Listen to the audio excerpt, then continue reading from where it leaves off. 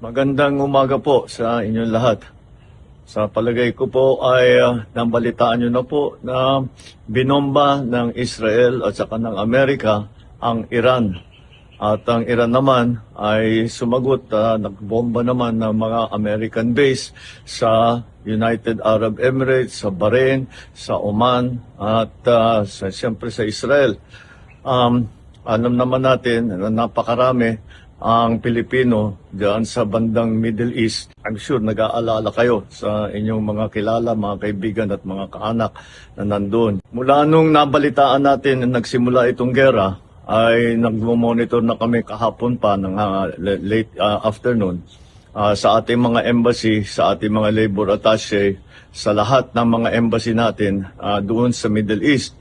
At nais kong i-report sa ating mga kababayan na sa ngayon, as of 9 o'clock Sunday, wala po tayong natatanggap na report na may casualty na Pilipino.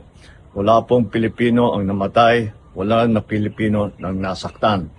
At sa ngayon ay patuloy ang aming pag-monitor para tiyakin na nasa magandang kalagayan ang ating mga kababayan sa Middle East.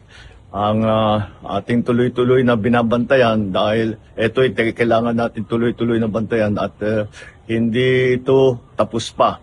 Palagay ko patuloy pa itong gerang ito. Ngunit sa aming latest report ay ang ating mga kababayan ay nasa safe na lugar at sila ay nakapunta sa mga bomb shelter kung saan sila at lumalayo sila doon sa mga bases ng Amerikano upang hindi naman sila mapalapit sa alanganin.